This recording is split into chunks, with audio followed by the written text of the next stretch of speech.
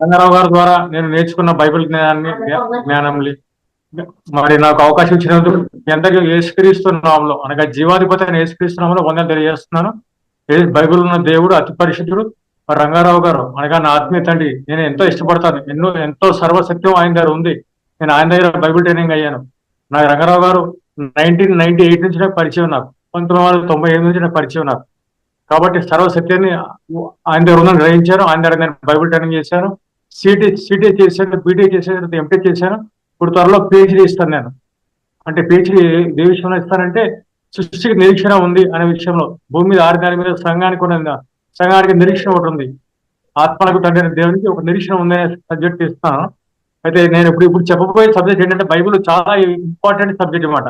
ఒకే ప్రాణము రెండు శరీరాలు, ఒకే ప్రాణము రెండు శరీరాల గురించి నేను చెప్పబోతున్నాను.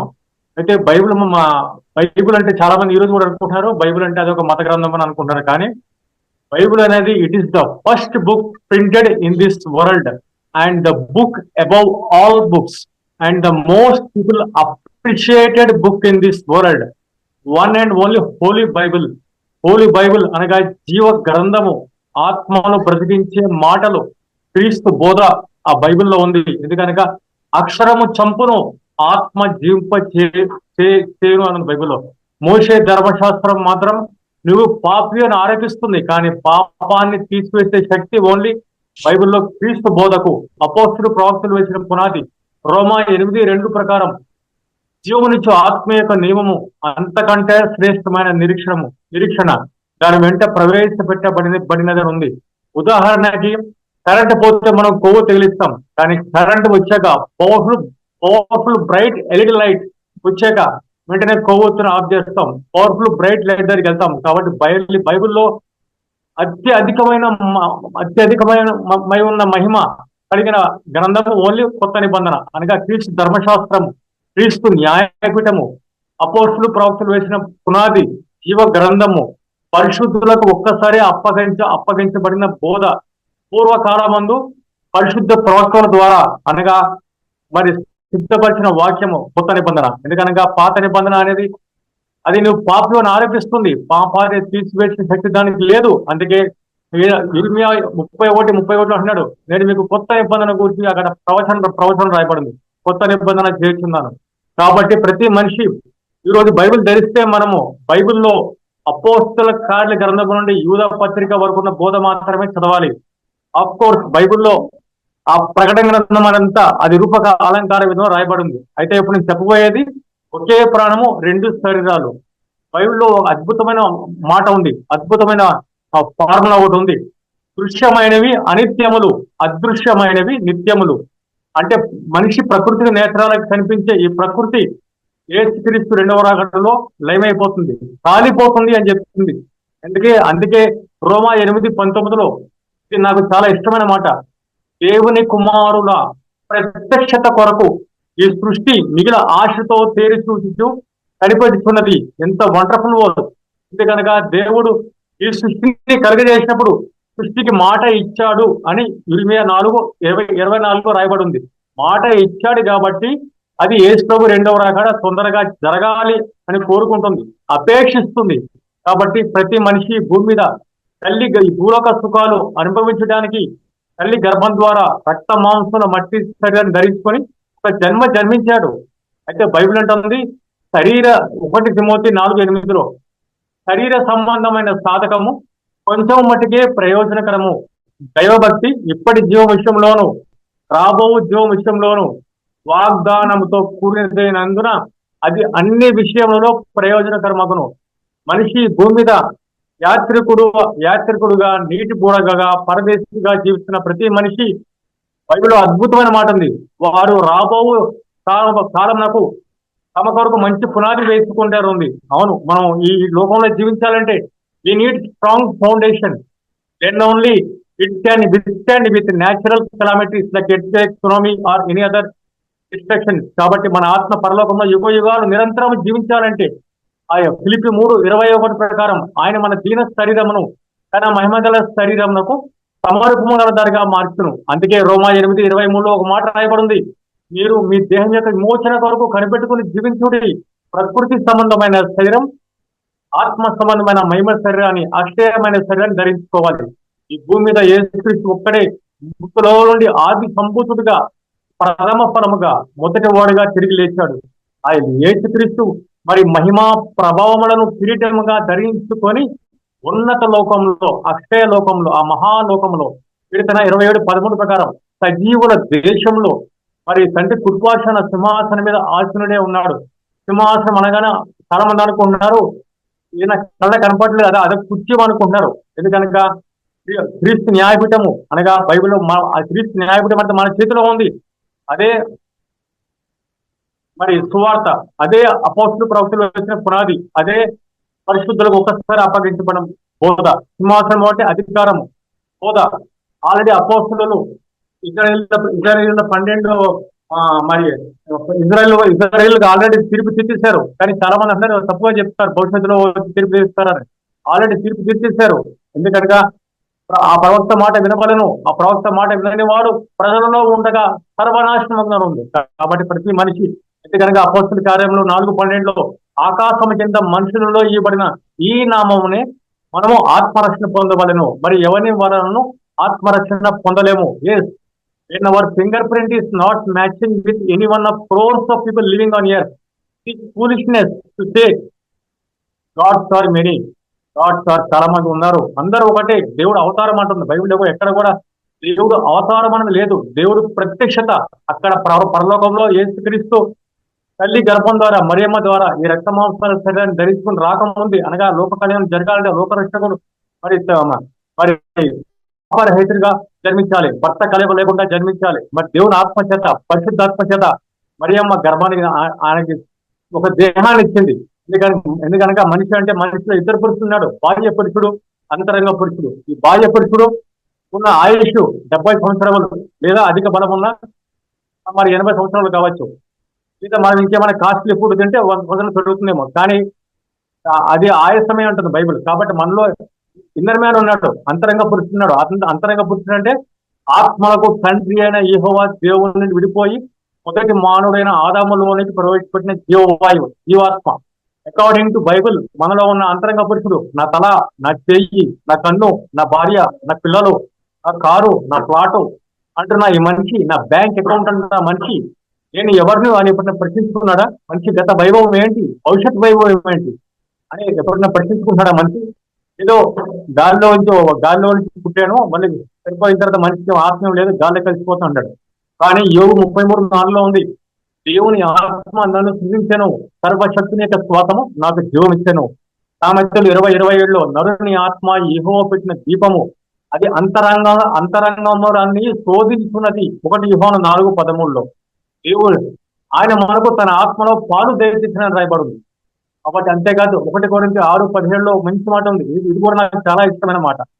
ఈ లోకంలో మనం మనకి భార్యతో, పిల్లలతో, తల్లిదండ్రులతో లేదా మన కుటుంబ సభ్యులతో సంబంధం ఉంటుంది. ఒక్కసారి ఈ మట్టి శరీరం నుండి బయటకు రాగానే కనురెప్ప సమయంలో మనకి కింద ఉన్న పాతాళ లోకంతో లేదా పరలోకంతో సంబంధం యుగాలు ఉంటుంది. ఎందుకనగా 1 కొరింథీ 6:17 ఈ మాటని అందరూ కంఠస్థపట్టండి, మీ హృదయ పలక మీద రాసుకోండి.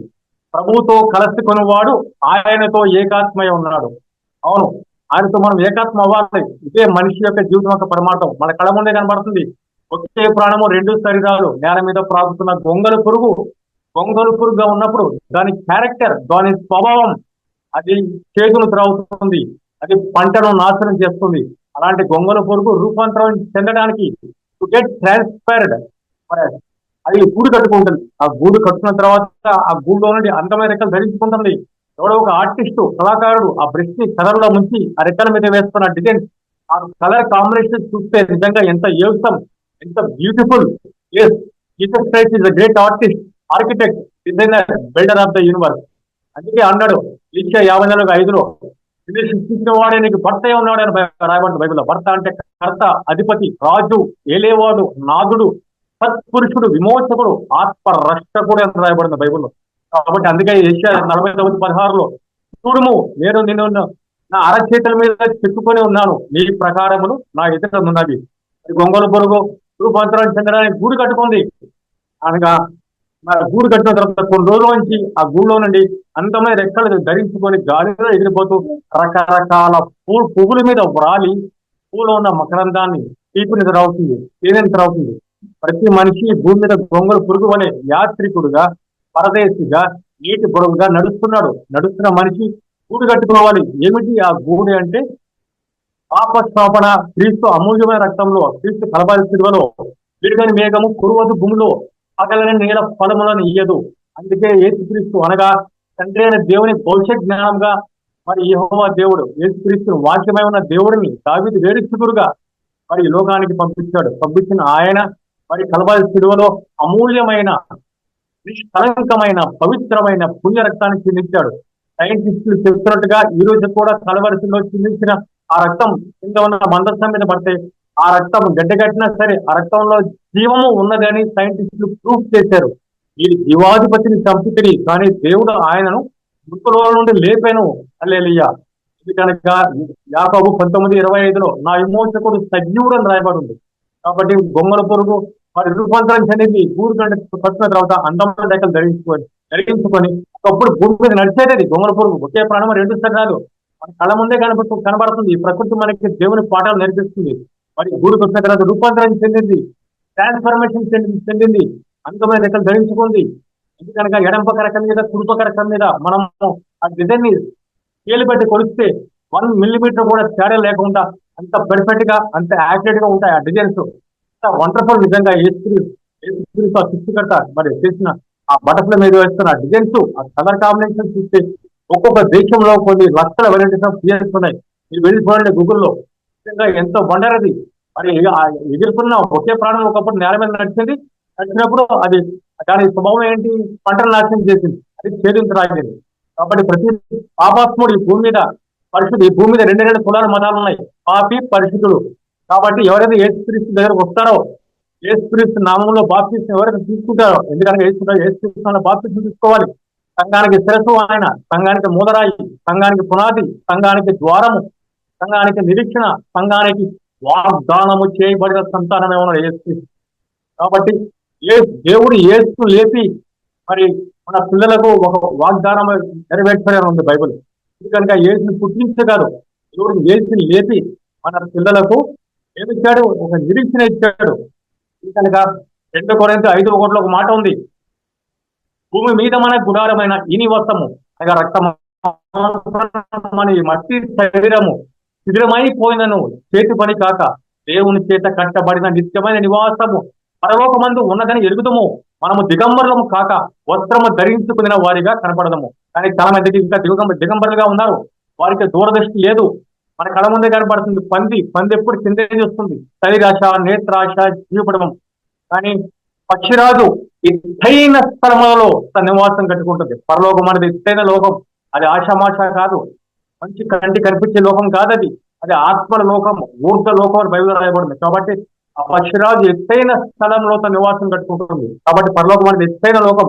ఆ ఎత్తైన లోకానికి మనం చేరుకోవాలంటే ఫస్ట్ ఆఫ్ ఆల్ ఈ భూమి మీద మనం పునాది వేసుకోవాలి. ఎపిసి 2:25 ప్రకారం వేయబడిన తప్ప మరొక పునాది ఎవరినూ వేయనేరుడు. ఆ పునాది యేసుక్రీస్తు ఉంది. కానీ ఈ రోజు కూడా సంఘాల్లో చాలా మంది బైబిల్లో మరి చిత్తం అంటున్నారు. బైబిల్లో ఎక్కడ చిత్తం అనే మాట లేదు.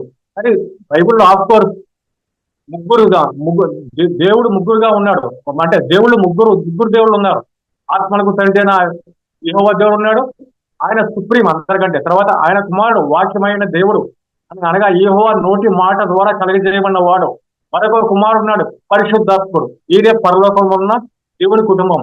అందుకే ఆ తండ్రి అయిన దేవునికి ఒక కోరిక ఉంది, పరలోకంలో ఉన్న దేవుని కుటుంబాన్ని, భూమి మీద ఉన్న దేవుని కుటుంబాన్ని ఇద్దరిని యేసుక్రీస్తు ద్వారా ఏకం చేయాలి అనేది తండ్రి అయిన దేవుని అభిష్టమాయను. అది చాలా ఇష్టం.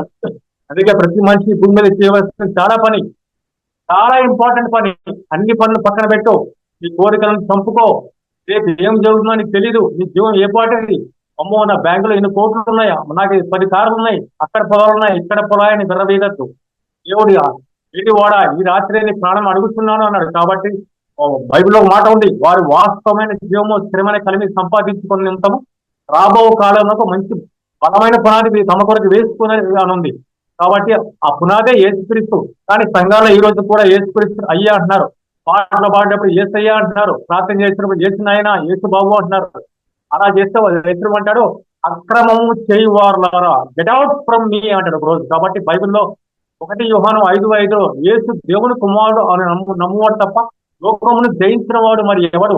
యేసు దేవుని కుమారుడు అని నమ్మి ఆయన నామవంతి జీవం పొందినట్లు ఇది రాయబడిను అని ఉంది. అంతేకాదు యేసు క్రీస్తు మరి మహిమా ప్రభావాలతో దేవుని కుమారుడుగా ఆయన కిరీటం ధరించుకొని ఉన్నత లోకంలో తండ్రి కుడిపాసిన ఆల్సిందే ఉన్నాడు. మరి మనం ఇంతకీ మరి వెనకొద్దాం. మనం ఒకే ప్రాణం రెండు శరీరాలు అయితే ఆ గొంగల పొరుగు రూపాంతరాన్ని చెందడానికి గూడు కట్టుకుంది. పూలోని అందమైన రెక్కలు ధరించుకొని గాలి ఎగిరిపోతుంది. రకరకాల పూల మీద వ్రాలి పూలోన మకరందం రావుతుంది, తీపుని రావుతుంది, పేరుని రావుతుంది. అంటే ప్రతి మనిషి భూమి మీద తల్లి గర్భం ద్వారా ఒక జన్మ జన్మించాడు. అందుకే యోహాను 3:5 యేసు అంటాడు, ఒకడు నీటి మూలముగా ఆత్మ మూలంగా జన్మిస్తేనే కానీ వాడు దేవుని రాజ్యంలో ప్రవేశించలేడు. అసలు యేసుక్రీస్తుకి నీటి బాప్తిసం అవసరమా? అవసరం లేదు. కానీ నీటి బాప్తిసం అనేది ఆజ్ఞ. కానీ ఈ రోజు సంఘానికి చాలా మంది నీటి బాప్తిసం లేకుండా, పెండ్లి వస్త్రాలు లేకుండా, రక్షణ వస్త్రాలు లేకుండా, ఆత్మీయ వస్త్రాలు లేకుండా సంఘానికి పెడుతున్నారు. ఇలాంటి వారిని యేసు అంటున్నాడు, ప్రాణం లేని శరీరము మృతము, క్రియలు లేని విశ్వాసం మృతము. కాబట్టి మన విశ్వాసం అనేది హెబ్రీ 11:1 విశ్వాసం అన్నది నిరీక్షింపబడు వాటి యొక్క నిజ స్వరూపము, అదృష్టమైన పరలోకము ఉన్నదనులకు రుజువే ఉన్నది. కాబట్టి ప్రతి మనిషి ఈ భూమి మీద గొంగళ పొడుగు వల్ల యాత్రికుడుగా పరదేశంతో నడుస్తున్నాడు. మనిషి భూమి మీద చాలా ఇంపార్టెంట్ పని. బైబిల్లో నశించకూడదు. రాత్రికి రాత్రి వెళ్లిపోయి నీటి బాప్తిసం తీసుకున్నాడు, పాపాలు కడుక్కున్నాడు, పునర్జన్మ సంబంధమైన స్నానం చేశాడు. తీతు 3:5 ప్రకారం, మార్కు 16:16 ప్రకారం నమ్మి బాప్తిసం పొందిన వాడు రక్షించబడను, నమ్మని వారికి శిక్ష విధించబడిన ఉంది.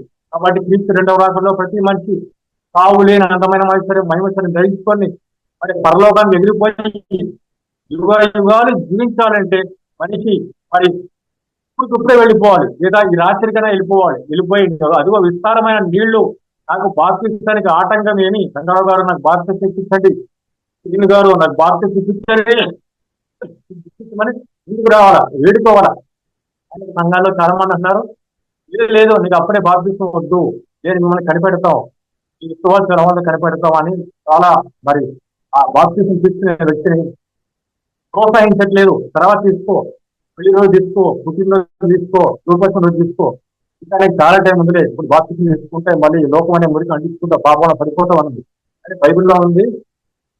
క్రియలు సంపాదన మనం బాప్తిసం తీసుకోవాలా. బాప్తిసం అనేది ఆజ్ఞ అతిక్రమే పాపం వస్తుంది. అందుకే బైబిల్లో చాలా మంచి మాటలు ఉన్నాయి. 2 Corinthians 4:10 యేసు యొక్క జీవము మన శరీరమందు ప్రత్యక్షపరచబడటకై యేసు యొక్క మరణానుభవము మా శరీరమందు ఎల్లప్పుడూ వహించుకొని పోవచ్చున్నాము. అంతేకాదు యూదా 1:18 మంచి మాట ఉంది. మన ప్రభు అయిన యేసుక్రీస్తు అపోస్తలు పూర్వమందు మీతో చెప్పిన మాటలను జ్ఞాపకం చేసుకోండి. అదే క్రీస్తు బోధ, అపోస్తలు భక్తులు వచ్చిన పునాది, అది జీవనిస్తూ ఆత్మీయత నియమము. దానికి ఎక్కువ అత్యధికమైన మహిమ ఉంది. ఈరోజు సంఘంలో చాలా మంది పాత నిబంధనల చరిత్రలు, పాత నిబంధనల కీర్తనలు, సామెతలు సంఘానికి చెప్తే 10 ఉంది. మన ఆత్మ బ్రతికించబడాలంటే మనం క్రీస్తు బోధన అంగీకరించాలి. అనగా ఈ రోజు కూడా చాలా మందికి బైబిల్లో క్రీస్తు ధర్మశాస్త్రము అనేది ఎక్కడ ఉన్నదో అనే విషయం కూడా 90% చాలా మంది పెద్ద పెద్ద బోధకులకు కూడా తెలియదు. కనుక వారి ఆత్మ నేతలను మూసేశాడు. ఇంతగా చెప్పింది నేను, కరెంట్ పోతే కోవ తగిలిస్తాం, కానీ powerful bright light, LED light లాంటి లైట్ వచ్చింది. అదే కొత్త నిబంధన. ఆఫ్ కోర్స్ కొత్త నిబంధనలో కూడా మొదటి 4 పుస్తకాల్లో సువార్తలలో పాత నిబంధనల చరిత్ర ఉంది. కానీ అపోస్తల బోధ అంటే అపోస్తల కార్య గ్రంథంలో యూదా పత్రిక వరకు ఉన్న బోధ అది అంతకంటే శ్రేష్టమైన నిరీక్షణ. కనుక అది పాత నిబంధన అనేది క్రీస్తు వద్దకు నడిపించకు మనకు బాల శిక్షకు రాయనని ఉంది. ఇదే పరిభావం క్రీస్తులో ఉన్నది.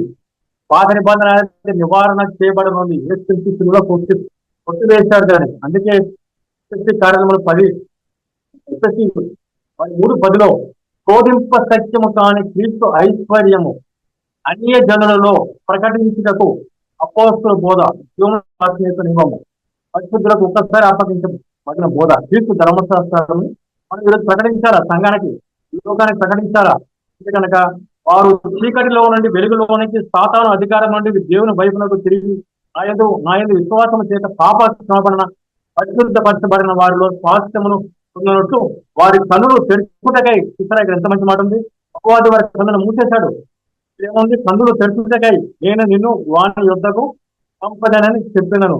అందుకే అందుకే ఎఫెసీ 5:14 చూడండి, ఎంత అద్భుతమైన మాట ఉంది.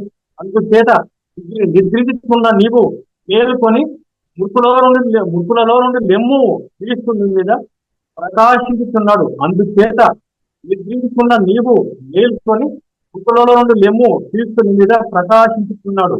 అంటే అందరూ సున్నం కొట్టిన సమాధిలో ఉన్నారు, చేసుకున్నాడు. నీవు జీవిస్తున్నావు మాట మాత్రం ఉన్నది, కానీ నువ్వు ముద్రవే. అంటే అఫ్ కోర్స్, అంటే శరీరంలో ఉన్న మృతులు, శరీరంలో విచ్చిన మృతులుగా ఉన్నారు బైబిల్లో. కానీ శరీరంలో ఉన్న మృతులు మాట అంటే నాలో ఒక ఆత్మ ఉంది, ఆత్మ నేను బ్రతికించుకోవాలంటే క్రీస్తు బోధన అంగీకరించాలి. క్రీస్తుని నా హృదయ సింహాసనం మీద రాజుగా ప్రభువుగా ప్రతిష్ఠించుకోవాలి. నీతి బాప్తిస్మం తీసుకోవాలి, నా పాపాలు కడుక్కోవాలి క్రీస్తు అమూల్యమైన రక్తంలో. కాబట్టి అంతేకాదు, క్రీస్తు బోధ ప్రకారం నేను జీవించాలి.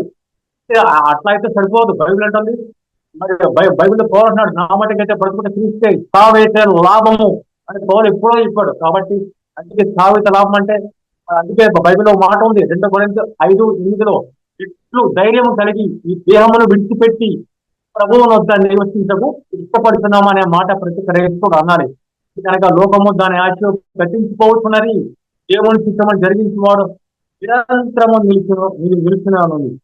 అందుకే 2 Timothy 1:10 మంచి మాట ఉంది. ఆ క్రీస్తు యేసు మరణమును నిరర్ధకం చేసి జీవమును అక్షయతను సువార్త వలన వెలుగులోనికి తెచ్చెను.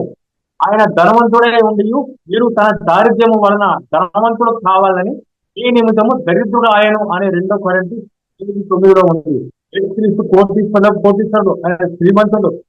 ప్రతి మనిషి ఒక మన పరలోకంలో, మరి ఆత్మ లోకంలో, అక్షయ లోకంలో, ఆ మహాలోకంలో పరిస్థితులుగా నిర్దోషిగా నిలవబెట్టాలని జగత్ పునాది వేయబడక ముందే యేసుక్రీస్తుని దేవుడు నియమించాడు. కాబట్టి యేసుక్రీస్తుని చూడ మరి తండ్రి అయిన దేవుని భౌతిక జ్ఞానం అంటున్న బైబిల్.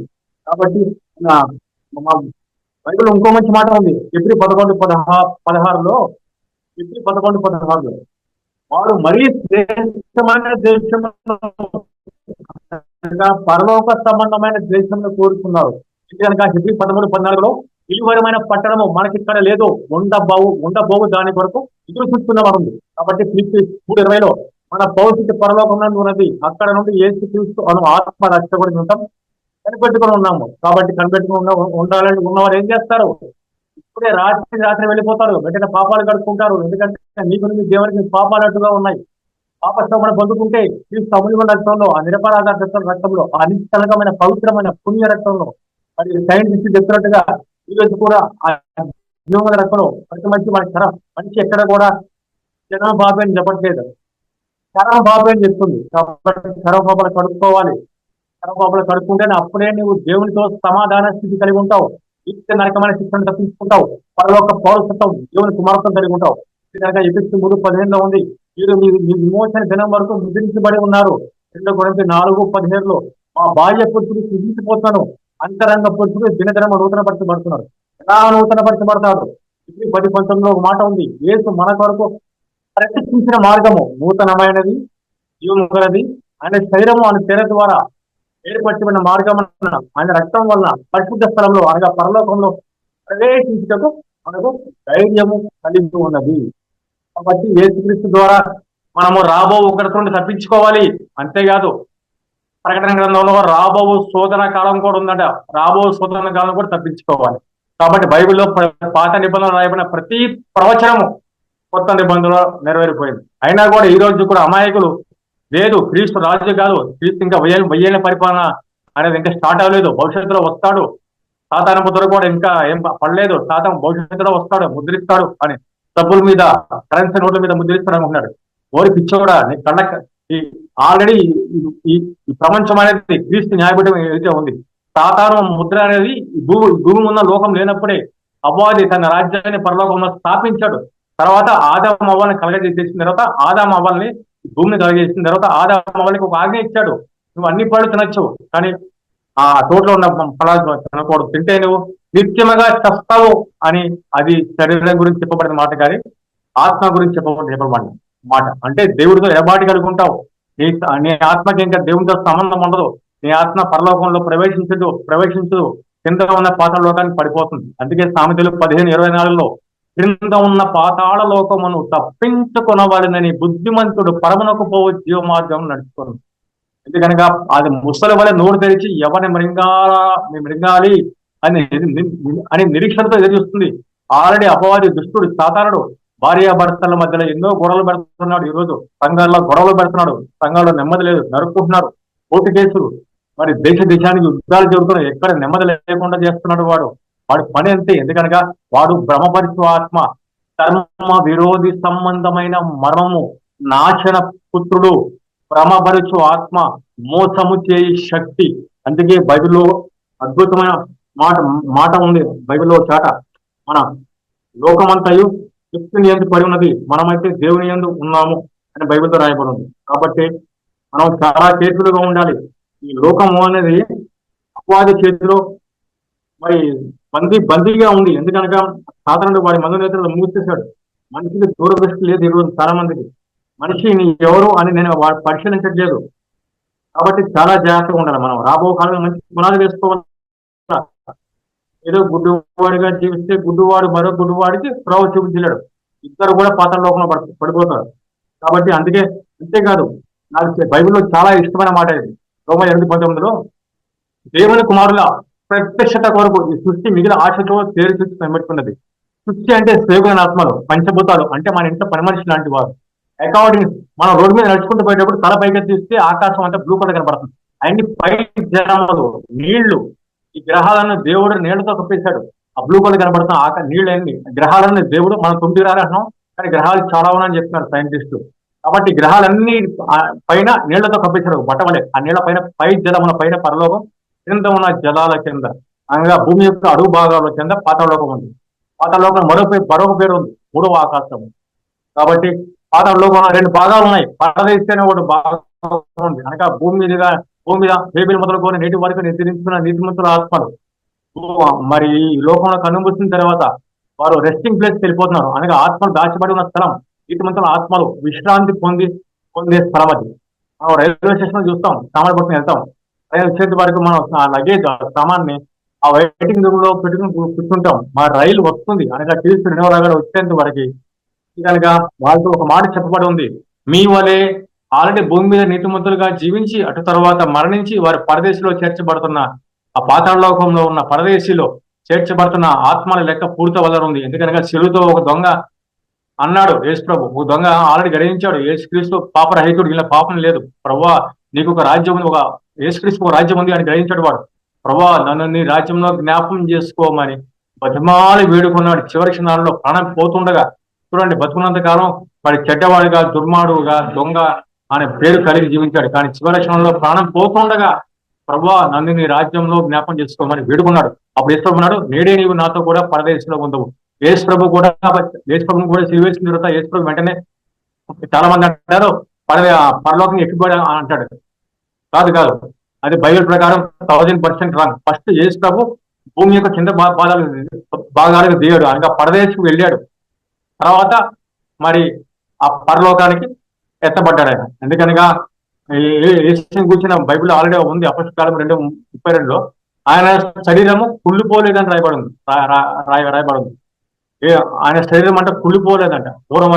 వాడి పూర్వకాలం ముందు దావీదుకు ముందే, మరి దావీదు ఎప్పుడో చెప్పాడు, 1000 సంవత్సరాల ముందే మరి రాయబడి ఉందంట. ఆయన శరీరం కుళ్ళిపోలేదు అని ఉంది. కాబట్టి ఎంత అద్భుతమైన మాట. యేసుక్రీస్తు అంటే జీవాధిపతి. కాబట్టి ఆ యేసుక్రీస్తుతో మనకి మరి ఎందుకు యేసుని మనం నమ్ముకోవాలంటే క్రీస్తు ఆయన జీవాధిపతి, మన ఆత్మ బ్రతికించబడుతుంది.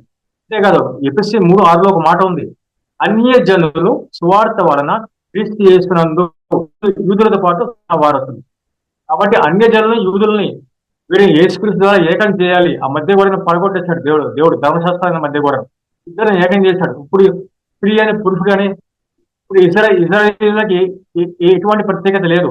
యేసుక్రీస్తు దగ్గరికి వస్తేనే వాడికి రక్షణ, పాపక్షమాపణ. నేను ఇజ్రాయేల్ ఉండి నాకు ఇంకా ఈ రోజు కూడా ధర్మశాస్త్రం అమల్లో ఉంది అనుకునే వారికి గత 5:4లో ప్రతి మనిషికి వార్నింగ్ ఇస్తుంది. మీరు కృప ఇది కనుక అక్కడ ఒక మాట ఉంది, గత 5:4లో చాలా మంచి వార్నింగ్ ఇస్తుంది. ఇది క్రీస్తు నుండి వేరు చేయబడి ఉన్నారు, కృపలో నుండి తొలగిపోయి ఉన్నారు అని ఉంది. కాబట్టి క్రీస్తు దగ్గరకు వస్తేనే ఆత్మరక్షణ అని చెప్తుంది బైబిల్. అంతేకాదు యాకోబు 2:5లో ఎంత మంచి మాట ఉంది చూడండి ఇక్కడ. యాకోబు 2:5లో ఈ లోక విషయంలో దళితులైన వారిని విశ్వాసమందు భాగ్యవంతులుగాను తను ప్రేమించు వారికి తాను వాగ్దానం చేసిన రాజ్యమునకు వారసులుగా ఉండకు దేవుడు ఏర్పరచుకోలేదా? కాబట్టి బైబిల్ ఉన్న దేవుడు మహాదేవుడు అనే విధోపదేశకాండము 2:13 రాయబడింది. అంతేకాదు తీతు 2:13లో కూడా మహాదేవుడును మన రక్షకుడైన యేసుక్రీస్తు యొక్క మహిమ యొక్క ప్రత్యక్షత కొరకు ఎదురు చూస్తూ ఈ లోకంలో స్వస్థ బుద్ధితో భక్తితో నీతితోనూ బ్రతుకుచుండే వాళ్ళని మనకు బోధించుతున్నది. కాబట్టి ప్రియులారా, ఈ లోకము నడక గతించిపోతున్నది. ఒకే ప్రాణం రెండు శరీరాలు నేల మీద. ఒకప్పుడు ఆ ప్రాణం గొంగళపురుగు నేల మీద నడుస్తూ ఉంటది. నేను కూడా బైక్ మీద వెళ్ళేటప్పుడు నా బైక్ కింద చాలా మంది చాలా గొంగళ పురుగులు వచ్చాయి. వాటిని ఆ గొంగళ పురుగుల మీద నేను ఎక్కించిపోలేదు టైరు. అమ్మో బతకాలి అని దీనికి ప్రాణం పోయాలి, ఎందుకంటే పొద్దున్నది చిలుక మారిపోతుందని నేను నా బైక్ ని నాకు అంతమంది బైక్ ఉండేది టీవీఎస్ స్టార్ సిటీ అని. అంతకుముందు ఇంకో బండి ఉండేది ఎల్ఎంఆర్ ఫ్రీడమ్ అని. అది నా ఫేవరెట్ బండి ఎల్ఎంఆర్ ఫ్రీడమ్. కానీ ఇప్పుడు ఎల్ఎంఆర్ కంపెనీ బంద్ అయిపోయింది. కానీ ఏమో స్థితిలో రావచ్చాము. అయితే గొంగళ పురుగు చావకూడదు ప్రభా, నా బైక్ టైర్ కింద వచ్చేస్తుంది, అది బ్రతకాలి, నేను ప్రాణం పోయలేని చెప్పి ఆ గొంగళ పురుగు కూడా నేను ప్రాణానికి ఇచ్చేవాడిని. దాని మీద నేను నా బైక్ టైర్ పోనిచ్చేవాడిని కాదు. నాకు కారు కూడా ఉండేది, నాకు టాటా ఇండికా కారు. ఆ కారుని కూడా పోనిచ్చేవాడిని కాదు. కాబట్టి నేను అంత ప్రేమిస్తాను దేవుడి సృష్టి. ఎందుకనగా గొంగళ పురుగు పొద్దున చీతాకోచిలుగా మారిపోతుంది. కాబట్టి ప్రతి మనిషి గొంగళ పురుగు వలె నడుస్తున్న ప్రతి మనిషి చేయవలసిన చాలా ఇంపార్టెంట్ పని క్రీస్తు రక్తంలో పాపం పొందుకోవాలి. ఈ రాత్రికి వెళ్ళిపోవాలి, పాపాలు కడుక్కో. ఎందుకనగా 2 కొరింథీ 5:17లో ఎవడైనా క్రీస్తునందు ఉన్నాడో వాడు నూతన సృష్టి అని చెప్తుంది బైబిల్లో. నూతన సృష్టికి మార్చబడాలి. ఎందుకనగా మన పాత సృష్టి మనం సమాధి చేస్తున్నాం బాప్తిజంలో. కాబట్టి కొత్త సృష్టిగా మనం లేపబడుతున్నాం. ఎందుకనగా యేసు ఎప్పుడో చెప్పాడు, కొత్త ఆకాశం కొత్త భూమి. చాలా మంది అనుకున్న ఈ రోజు కూడా అది పరలోకం అనుకున్నారు. కాదు, బైబిల్ ప్రకారం కొత్త ఆకాశం కొత్త భూమి అంటే క్రీస్తు సంఘమే. క్రీస్తు భూమి మీద 6 నెలల మీద సుమారు 200 దేశాలు ఉన్నాయి. 200 దేశాల మీద క్రీస్తు సంఘం ఉంది. అనగా 6 నెలల మీద విశ్వాస గృహం ఉంది. అందుకే బైబిల్లో మాట ఉంది, 1 పేతురు 1:8-9లో మీ విశ్వాసమునకు ఫలము అనగా ఆత్మరక్షణ పొందుచేరుంది. మరొక చోట బైబిల్లో రాయబడి ఉంది, మనము ఆత్మను రక్షించుకుంటే విశ్వాసం కలిగిన వారమై ఉన్నామని రాయబడింది బైబిల్లో ఇబ్రీ పత్రికలో. కాబట్టి యేసుక్రీస్తు అంటే నాశనము లేని జీవనకున్న శక్తిని బట్టి యాచకుడిగా వచ్చి ఉన్నాడు అని ఇబ్రీ 17:15లో రాయబడి ఉంది. నాశనం లేని జీవనకున్న శక్తి మన యేసు కలిగి ఉన్నాడు. అంతేకాదు ఆయన జీవాధిపతి, 3 లోకాల్లో ఉన్నత నామం కలిగి ఉన్నాడైనా. 3 లోకాల్లో ఉన్న వారి మోకాలు యేసుక్రీస్తు నామంలో 1000%, 1,00,000% ఉండిపోవలసినదే. కనుక యేసు దేవుని కుమారుడు అని చాలా మంది భూమి మీద నమ్మకపోయినా ఈయన మాత్రం నీవు సర్వోన్నతుడైన దేవుని కుమారుడు అని నమ్మి గజ్జ వణుకుతున్నాయి. కానీ చాలా మంది భూమి మీద మరి విశ్వాసులు చనిపోయిన తర్వాత కొందరు సమయంలో ఆ మైక్రాన్స్ లో ఫ్రాక్షన్ ఆఫ్ సెకండ్స్ లో క్రింద ఉన్న ఊదనక్కలేని ఉన్న భయంకరమైన అగ్నిగుండంలో పడిపోయాక అప్పుడు వారికి బుద్ధి వస్తుంది, అయ్యో నేను యేసు దేవుని కుమారుడు నమ్మలేదు, యేసుక్రీస్తు బాప్తిసం తీసుకోలేదు. కాబట్టి నువ్వు సంఘానికి వెళ్ళినా నువ్వు వేసుకున్న పునాది సరైనది లేకపోతే చాలా ప్రమాదం, అది నీ ఆత్మ నరకాల పడేస్తుంది. కాబట్టి యేసుక్రీస్తు నామములో మనం బాప్తిసం తీసుకోవాలి. మన ఆత్మీయ తండ్రి రంగారావు గారు ఇంకా బైబిల్లో ఎన్నో చక్కటి పాఠాలు మరి చెప్పాడు. మరి కానీ ఈరోజు చాలా మంది నువ్వు నాకు చెప్పడం ఏంటి, నేను ఎందుకు వినాలి, పోస్టర్ బోధం మేము వినాం, మాకు అక్కర్లేదు, మాకు మా సంఘ పెద్దలు ఉన్నారు, మా పూర్వకాల మరి పాస్టర్లు ఉన్నారు, మా తాత ముత్తతలు ఉన్నారు, వాళ్ళు ఎప్పుడు అది ఆచరిస్తారు, మేము ఆచరిస్తాం అని వాళ్ళు గుడ్డిగా నమ్మేస్తున్నారు. కానీ అది వారి ఆత్మలను బోధన లేని భయంకరమైన అగ్నిగుండంలో లాకెళ్ళిపోతుంది. మన స్టవ్ మనం వంట వండుతున్నప్పుడు చేయి కాలిపోతే లబో దిబో నేడుస్తాం. మరి పరలోకంలో అక్కడ ఊదనక్కలేని అగ్ని ఉందట, కనక్కను నాడే అగ్ని ఉందంట. భయంకరమైన అగ్నిలో పడ్డాక మరి ఏడుస్తే ఏమీ రాదు, ఎవరు కూడా నేను రక్షించాలని రాడు అక్కడ. ఎందుకంగా బ్రతికుండగానే నువ్వు బాప్తిసం తీసుకోవాలి. నిజమైన దేవుడు ఎవరో నువ్వు గ్రహించాలి.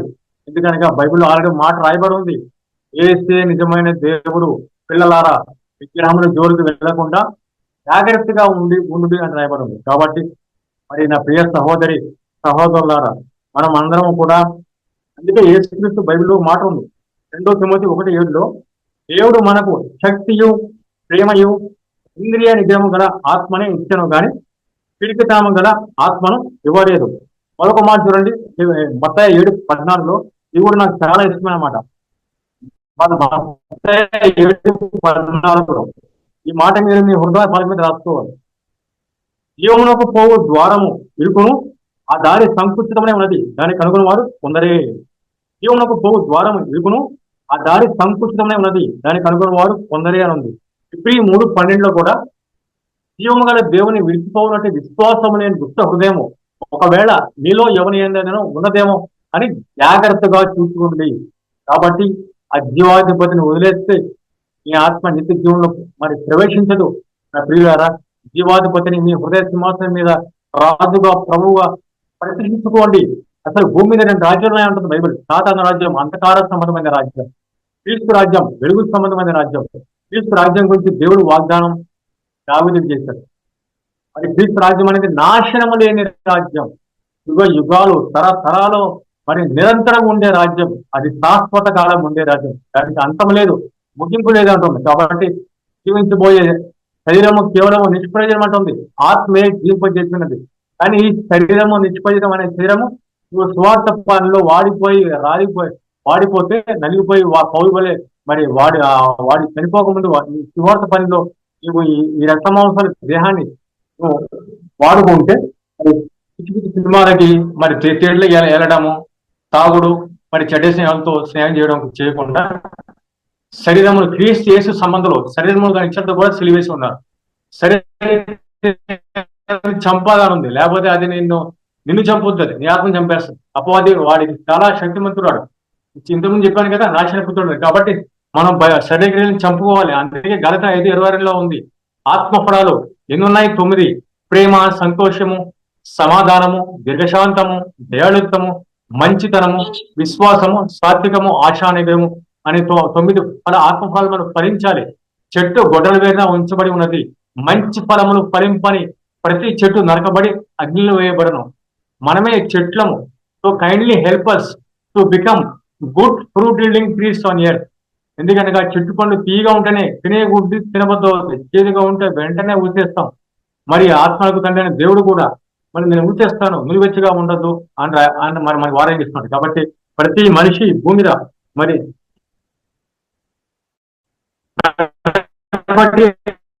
ఆదాము బైబిల్ ఒక మాట ఉంది, మరో 1:15 జీవింపచేయు ఆత్మ ఆయన ఉంది బైబిల్లో. కాబట్టి జీవింపచేయు ఆత్మ ఆయన యేసుక్రీస్తు అంటే మరి యేసుక్రీస్తుకు మనం చాలా మరి విలువ ఇవ్వాల. ఎందుకనగా దేవుడు నియమించిన మనిషి అనగా యేసుక్రీస్తు ద్వారా ఈ భూలోకమునకు తీర్పు జరుగుతుందని అపోస్తల కార్యములు 17:31 రాయబడింది. దేవుడు నియమించిన మనిషి క్రీస్తు ద్వారా ఈ భూలోకమునకు తీర్పు జరుగుతుందంట. కాబట్టి ప్రతి మనిషి మరి 1 పేతురు 4:19 ఒక మంచి మాట రాయబడింది. ఈ మాట కూడా నాకు చాలా ఇష్టం. 1 పేతురు 4:19 నమ్మకమైన సృష్టికర్తకు తమ ఆత్మలను అప్పగించుకొనబడింది. ఎప్పుడు అప్పగించుకోవాలా? బ్రతకుండగానే అప్పగించుకోవాలా? నేను చనిపోయిన తర్వాత బాప్తిసం తీసుకుంటానులే, అప్పగించుకుంటానులే అంటే లాభం లేదు. ఎందుకనగా మృతుల లోకంలో పడిపోయిన వారు, దేవుని మరిచిన జనులందరూ మరి పాతాళాన్ని దిగిపోతున్నారు అని ఉంది. పాతాళాన్ని దిగిపోయిన వారు ఇంకా దేవుణ్ణి స్తుతించరాదు. వాళ్ళకి 2 పనులు ఉంటాయి, ఏడుపును పండ్లు కొరుకుట, యుగాలు ఉంటారు. అందుకే ప్రకటన 1:6 అద్భుతమైన మాట ఉంది. ప్రకటన 1:6 క్రీస్తు మనలను తన తండ్రి అనే దేవునికి ఒక రాజ్యమును గాను యాజకులను గాను చేసను. కాబట్టి మరొక మాట బైబిల్లో 1 తెస్సలోనిక 5:19 1 తెస్సలోనిక 5:19 ఆత్మను ఆర్పకుడైన మాట ఉంది. అద్భుతమైన మాట ఇది. కానీ అపవాది ఆత్మను ఆర్పేస్తాడు. ఎందుకనగా వాడికి అదే వాడి పని అంతే. మనిషి నీకు ఆత్మ ఉంది, నీలో బైబిల్లో ఒక మాట ఉంది, అయినను నరులలో దేవుని ఆత్మ ఒకటి ఉన్నది అని రాయబడింది బైబిల్లో. కాబట్టి మనిషి అంటే గాల్లే కలిసిపోతాం ఈ రోజు కూడా. వీడు మరి మెగాస్టారు, సూపర్ స్టారు, మంచి బిజినెస్ మ్యాన్, సాఫ్ట్వేర్, డాక్టర్ చనిపోయాడు, వీడు చాప్టర్ క్లోజ్ అవుతున్నారు ఉన్నారు. ఓరి పిచ్చోడా, ఈ లోకంలో కళ్ళు మూస్తే కందులే సమయంలో పాత్ర లోకాన్ని చూస్తావు. అక్కడ చూసాక అప్పుడు నీకు బుద్ధి వస్తుంది, నేను ఎందుకు నా ఆత్మ పునాది వేసుకోలేదు, నేను ఎందుకు బాప్తిసం తీసుకోలేదు, యేసుక్రీస్తు నామములో పాప శోభన పొందలేదు అని అప్పుడు నీకు బుద్ధి వస్తే బుట్ట పైసా లాభం లేదు. కాబట్టి ఆత్మ ఆర్పుకోవద్దు. నీ ఆత్మ వెలిగించబడాలంటే బైబిల్లో ఆత్మ జ్ఞానం నేర్చుకోవాలి. క్రీస్తు బోధ ఎక్కడ ఉంది? అపోస్తలు ప్రవక్తలు వేసిన పునాది ఎక్కడ ఉంది? క్రీస్తు ధర్మశాస్త్రం ఎక్కడ ఉంది? రోమ 8:2 ప్రకారం జీవమునిచ్చు ఆత్మ యొక్క నియమం మనం అనుసరించి జీవించాలి. అది ఆ పని చేస్తేనే మన ఆత్మ మనం ఆత్మ పూర్ణులుగా ఉంటాం. కాబట్టి అక్షరము చంపును అక్షరము చంపును అంటే ఆత్మ జింపు చేయను. ఆత్మ జింపు చేయాలంటే జీవనిచ్చే ఆత్మ యొక్క నియమం. అది రోమ 8:2లో ఉంది. అదే క్రీస్తు బోధ. బైబిల్లో క్రీస్తు బోధకి చాలా అత్యధికమైన మహిమ ఉంది. It is very very very powerful bright LED light. చాలా పవర్ఫుల్ లైట్ అది. ఎందుకనగా బైబిల్లో మాట ఉంటుంది, అంధకారములో నుండి వెలుగు ప్రకాశించును గాక అని పలికిన దేవుడే తన మహిమను కూర్చిన జ్ఞానము ఏసుక్రీస్తు ద్వారా వెల్లడి పరిచకు మన హృదయంలో ప్రకాశించను అనే మాట ఉంది. ఎందుకనగా ఏసుక్రీస్తు నేను లోకానికి వెలుగే అనుంది. నిజమైన వెలుగు ఉండేను, అది లోకమునంతా వెలిగిస్తున్నది. కానీ లోకం దాన్ని గ్రహించలేకపోయింది. ఈ రోజు కూడా చాలా మంది యేసుక్రీస్తుని పుణికరిస్తున్నారు, పరలోకాన్ని కాళ్ళతో తనుకుంటున్నారు. ఎందుకనగా మనిషిలో స్వనీతి ఉంది. దేవుని నీతి అయిన క్రీస్తు నీతికి లోబట్టలేదు. క్రీస్తు బోధకు, క్రీస్తు వాక్యానికి, మన అపోస్తల ప్రవక్తలు వేసిన పునాదికి చాలా మంది లోబట్టలేదు. ఈ రోజు కూడా చాలా మంది బైబిల్ దేశ సంఘాలు ఎంతసేపు కీర్తనలు, సామెతలు చదవడం, ఆ పాత నిబంధనలు ఉన్న చరిత్రలు చదవడం, అది ఎక్స్పైర్ అయిపోయిన టాబ్లెట్ లాంటిది. దానికి మహిమ లేదు. మహిమ ఉన్నా కూడా ఆ మహిమ తగ్గిపోయినదే అని ఉంది. కానీ కొత్త నిబంధనలో ఉన్న మహిమ అది ఎప్పటికీ నిలిచినది. అది అత్యధికమైన మహిమ కలది. మరి ప్రియురాల మీరు ఎప్పుడు గ్రహిస్తారు? మరి అత్యధికమైన మహిమ మనం బైబిల్ ధరిస్తే అపోస్తల కార్య గ్రంథం నుండి యూదా పత్రిక వరకు ఉన్న బోధ మాత్రమే మనం అనుసరించాలి. అక్కడే మనం ప్రతిరోజు చదవాలి. అక్కడ ఉన్న వాక్యాలు ఉన్న లోతైన మర్మాలు, ఆత్మీయ సత్యాలు, మనలో ఉన్న అంతరంగ పురుషులు గ్రహించాలి, పరిశీలన చేయాలి. ఎందుకనగా 2 కొరింథీ 4:17 ఆల్రెడీ నేను మా ఇంట్లో వాక్యం పెట్టాను. మేము దృష్టమైన భూలోకమును చూడక అదృష్టమైన పరలోకమును నిదానించి చూస్తున్నాము. 2 కొరింథీ 4:17 నిదానించి చూస్తున్నామంటే భూతద్దం పెట్టి పరిశీలన చేయాలి, పరలోకం ఎక్కడుందని, పరలోక విషయాలు బైబిల్ ఎక్కడున్నాయని. కాబట్టి అపోస్తల బోధలో సూర్యునికి పైన మహాజ్ఞానము, ఈ భూమిని కూడా తలకిందం చేసే మహాజ్ఞానము, మరి పరలోకంలో అధికారులను దేవదూతలకు, శక్తులుగా ఉన్న దేవదూతలకు, ప్రధాన దేవదూతలకు, మహాదేవతలకు కూడా ఇప్పుడు సంఘం ద్వారా వారు దేవుని పాఠాలు నేర్చుకుంటున్నారంట. ఎందుకంటే ఆ సంఘంలో ఉన్న పరలోకంలో ఉన్న దేవదూతలు ఆకాశం నుండి క్రీస్తు సంఘటించబోతున్న బోధ, వాళ్ళ అపోస్తల బోధన వాళ్ళు వింటున్నారంట. వాళ్ళ బైబిల్లో ఏబీసీలు నేర్చుకుంటున్నారంట. మనం బైబిల్లో మరి డిగ్రీ పాఠాలు చేస్తాం. నేను కూడా రంగారావు ద్వారా ఎంతో లోతైన జ్ఞానం నేర్చుకున్నాను, ఆత్మీయ సత్యాన్ని తెలుసుకున్నాను. నాలో ఉన్న అంతరంగ పురుషుని బలపరిచింది వన్ అండ్ ఓన్లీ రంగారావు గారి మాత్రమే, ఆయన ఆత్మీయ తండ్రి.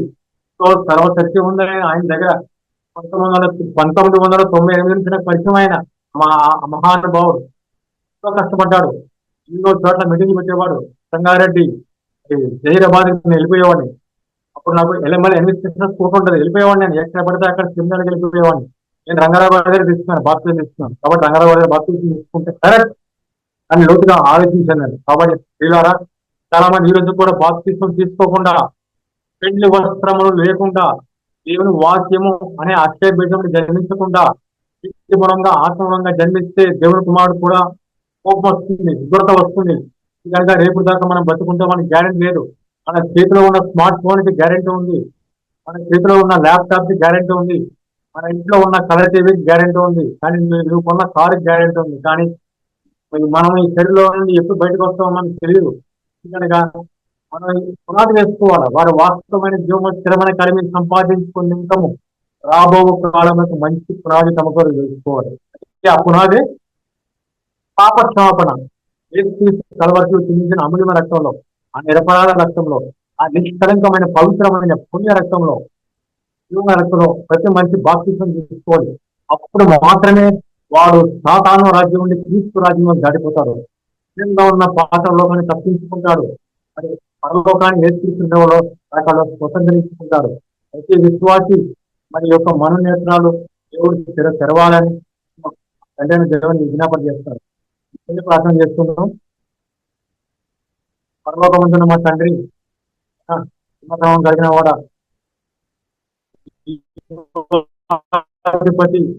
వెలుగును వస్త్రం కూడా ధరించుకున్న తేజోమైన మానవుడు సమీపింపడానికి తేజస్సులో వహిస్తూ సమర్థం గలవాడ, ముట్లను సజీవంగా చేయువాడ, ఏమి వాటిని ఉన్నట్లుగా తీర్చువాడ, విహాను 11:25 పునరుత్థానము జీవనం నేనే అన్నాను ఆయన. మన సామెతలు 8:35 కూడా అన్ని కనుగొని వాడి జీవమును కనుగొను అని ఉంది ప్రభా నాయన. నీ శివాధిపతి నాయన, నీ కాపాడువాడు కొనుకడు నిద్రపోవడానికి నాయన. నీ కంటి పాపను కాపాడేవాడు కొనుకడు నిద్రపోవడం.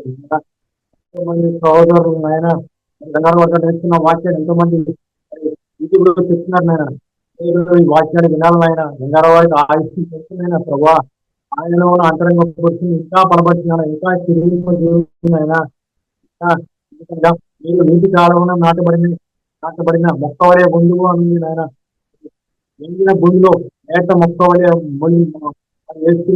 మొలుస్తున్నాడని రాయబడింది. ఎండిన మొక్కలో లేత ఎండిన భూమిలో లేత మొక్క వలె లోకాన్ని గురించి జన్మించాడు. లోకం అంతా సమాజం కొట్టిన సమాజంలో ఉన్నది, కాలంలో ఉన్నది, జీవంలో లేదు.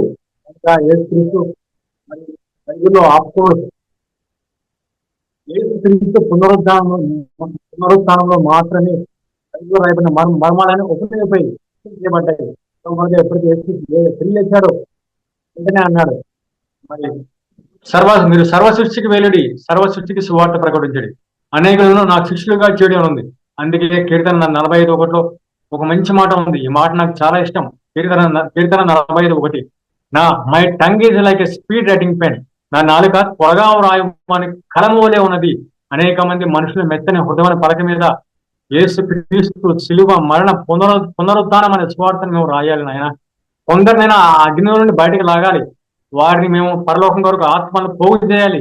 నీటి బాప్తిస్మం గురించిన మరి వారికి జ్ఞానం మేము బోధించాలి. ఎందుకనగా లోకం అంతా దృష్టిని ఎందుకు పడి ఉన్నదని ఉంది ప్రభా. ఈ లోకంలో మేము హై స్టేటస్ లో ఉండాలంటే మరి లోకం మాకు డబ్బు ఉంటేనే విలువిస్తుంది. కానీ బైబిల్లో ఒక మాట ఉంది ఆల్రెడీ, మనము ఏమీ లేని వారమైన సమస్తము కలిగి ఉన్నాము అని 2 కొరింథీ 6:10 ఉంది. ఈ లోకంలో మనకి ఏమీ లేకపోవచ్చు.